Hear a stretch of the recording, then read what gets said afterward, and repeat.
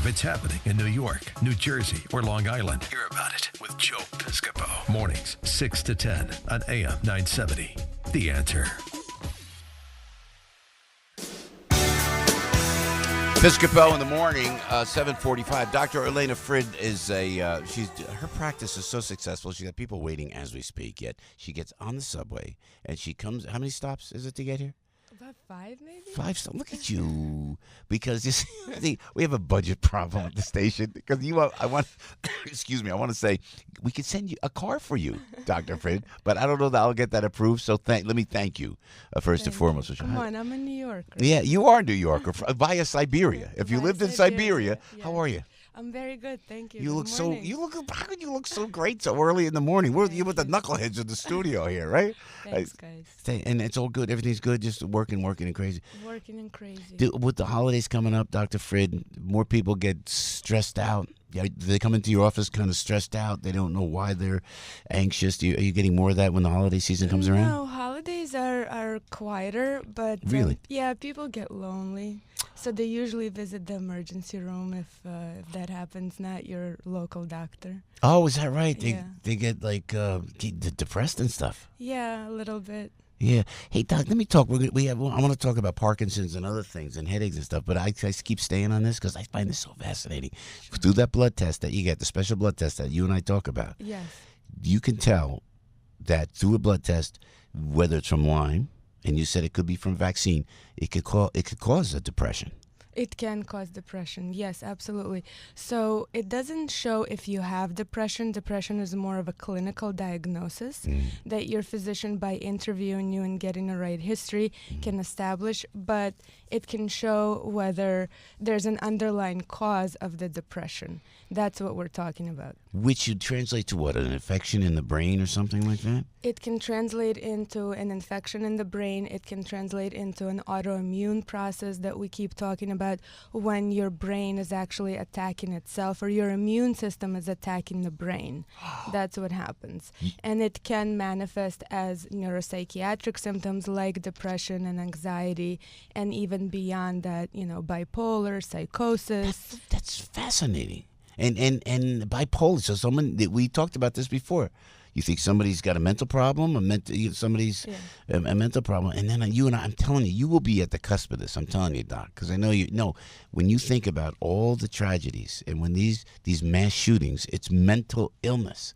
And we've been talking to people. Talked to Dr. Keith Abloh about it. Yeah. We talked to you about it. There's got to be a way for us to be able to see the red flags. I mean, could you do that with a blood test? Forgive me for being so elementary, but can you do it with the blood test? Not yet. You can't do it with a blood test to see whether someone is going to commit an act of aggression, but you can certainly see if somebody has an infection or an autoimmune process and has a psychiatric illness that's not getting better with mainstream treatment, and therefore their treatment needs to change. Do I look smarter with my glasses on? You actually look very good. You look handsome as usual. Oh, you're too kind. Please, you're too kind. And I love your son, Daniel, by the way. We were with your husband at the Rangers game. You were in Boston, I believe. And we had a great time. Your kid, Daniel's so cute. We got 2 boys. And he says to me, "Can I get the X chair?" I know. Did you hear him say that? Yes. Because he listens to the show. I have to get Daniel. And first I got to get one in the studio for myself. And then I can get one for Daniel. So Jesse Jackson, diagnosed with Parkinson's disease. What exactly is Parkinson's disease? That's interesting. Parkinson is a movement disorder. It's a neurologic disorder that's probably one of the more famous, although not the most common movement disorder that we know of. And really the way you diagnose it, it's a clinical diagnosis.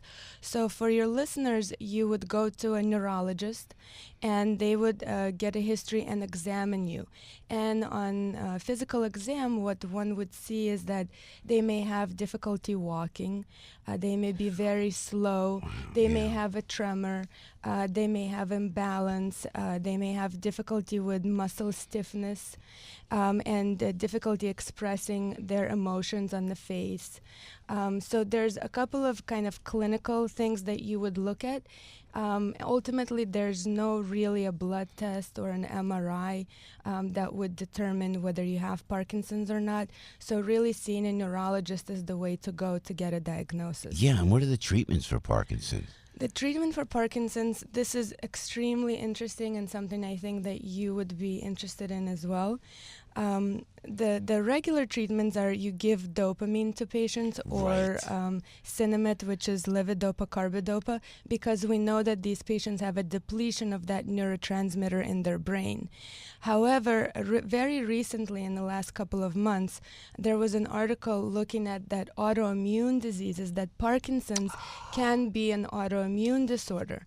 And so they're looking at how, again, your body, your immune system is making antibodies against your own brain.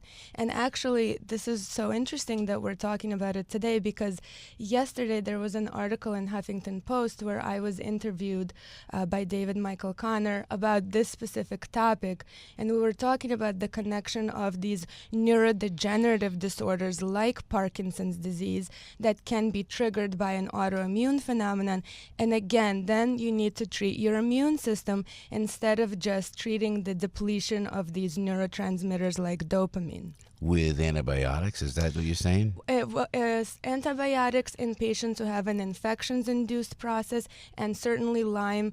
There are case reports where Lyme disease has been shown or presented as Parkinsonian. However, autoimmune diseases with treatments such as IVIG, which is what you know of as immune modulating treatment, kind of modulating your immune system and making it stop from attacking itself. Wow. Hey, Doc, before we let you go, and stay with us if you would, through the rest of the hour, if you would. But when I see people walking around with Lyme disease and they have the IV antibiotic, yes. What is that because it's very severe as opposed to just taking a pill? Oh, right. So there's a somewhat of a misnomer, especially in the Lyme community, where one thinks that IV antibiotics are necessarily better than oral antibiotics. I don't think that.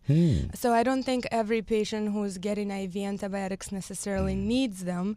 But certainly patients who have neuroborreliosis, which means infection of the Lyme bacteria into your central nervous system, those patients do require IV antibiotics. Wow, Dr. Elena Frid. How do we reach you again? Dr. Elena Frid, MD? ElenaFridMD.com. And I'm also ElenaFridMD.com. And actually, I'm also on Instagram and Facebook. Look at you. I'm trying to keep up with Joe. Oh, it's not enough social media. Elena, ElenaFrid. Dr. Elena Frid. Great to have you with us. You're so kind to come in. Thank you so and much. Your knowledge, your wealth of knowledge is unbelievable. 7:50. Everybody knows this guy. Now, everybody knows he can do a radio show. Joe Piscopo. Mornings, 6 to 10 on AM 970. The Answer.